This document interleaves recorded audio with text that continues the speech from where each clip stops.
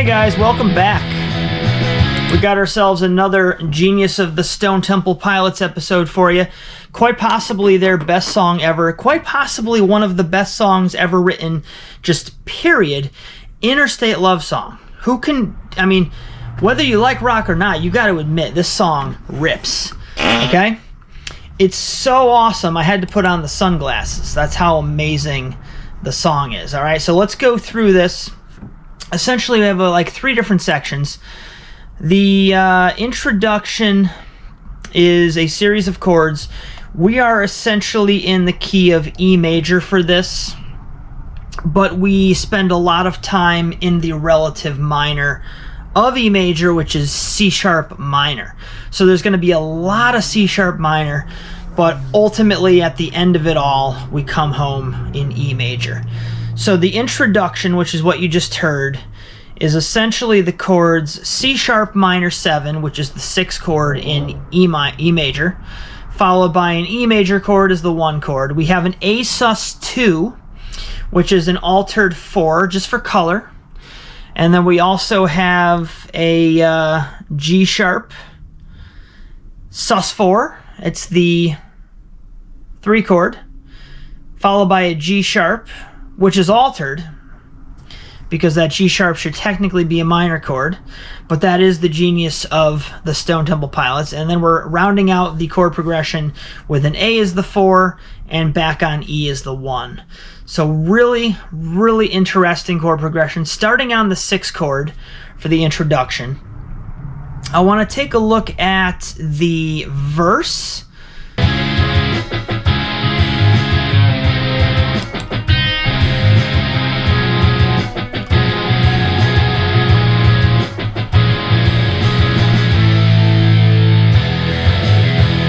Unreal. God, I love this song. Alright, now this verse might possibly be the very coolest part of the whole song. I'm going to list the chords out loud. I'm going to put them on screen for you. There's a little bit of... I'm actually probably going to go full screen for the illustration of this, because this might get kind of confusing. What makes this part so awesome is that each chord will contain at least one note, if not 2 notes, from the previous chord used. And in a lot of cases, some of the notes will drop by a half step or a whole step. It kind of has, in the same way that a diminished chord can be used as a bridge between 2 different chords, where there's usually an overlap in the notes used, and some of them will shift up and some of them will shift down. That's kind of what's going on here. So I'm going to list the chords on the left side of the screen, and on the right side I'm going to write the notes involved in that chord specifically, so that you can see which ones are continued to be used from chord to chord and which ones are changing and how much they're changing by. And that's what makes this section so damn awesome. So we're starting off with the C sharp minor 7 chord.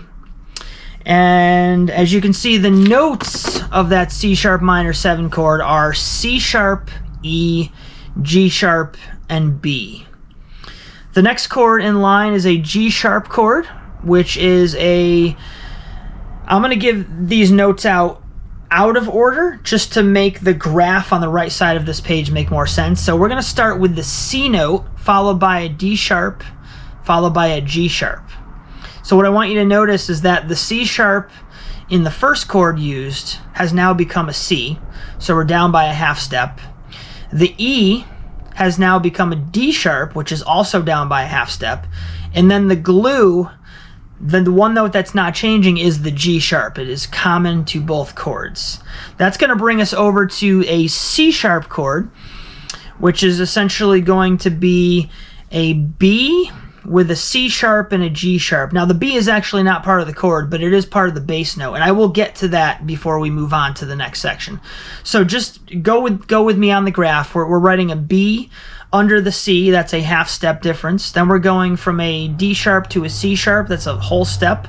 And then we have the G sharp remaining strong as the common tone between all 3 of these chords.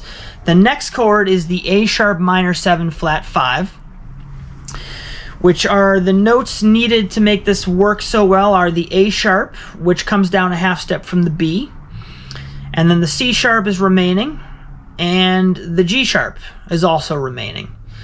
And then this whole chord progression is rounded out with nothing more than a large A power chord.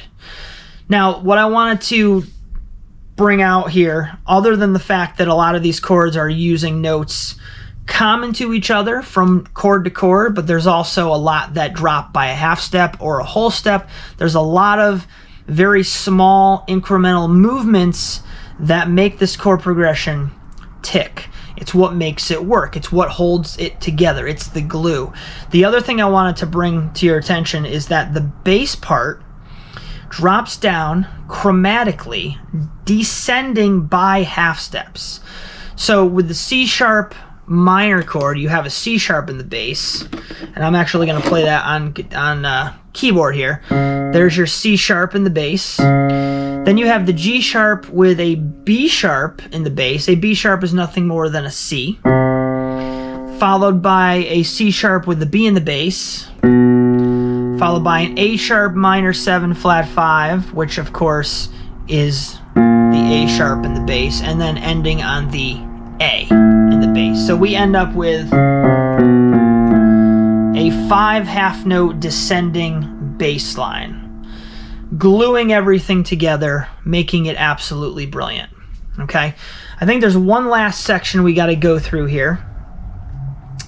We're going to check out, actually there's two more sections. There's that instrumental section that it's just a 2-chord progression, and they do E major as the 1, and then they throw in an F sharp minor at 11, or an F sharp minor 11 over E, keeping the E in the bass, so you have that glue. Lots of glue going on here, guys. And so the F sharp minor 11 is essentially just the 2 chord. So it's a 1 to 2 back to the 1 in E major as that instrumental interlude section. Onto the chorus. The chorus is where stuff gets really sweet.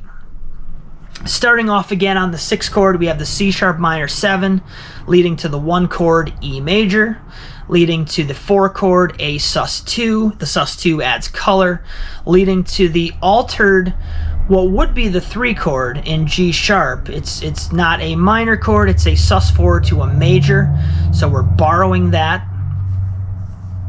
And then that again leads to the A, which is the 4, the E, which is the 1, back to the A, which is the 4, a couple more G sharps, which count for the 3 chord altered, and then the A is the 4 and the E is the 1.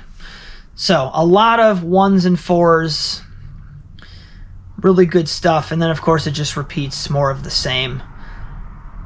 Ultimately the song will end on the E chord, the E major chord, cementing home that E is the root. So that was a lot of fun. I hope you guys got something from that. Phenomenal tune by a phenomenal band, phenomenal writing. And if you guys are still here, please hit the like button, because that would help me out. And I guess we'll see you next time. Leave some comments for me. Say hi. Let me know how your day's going. Let me know what you want to hear next. Give me something, all right? We'll catch you guys on the next one. Have a great day.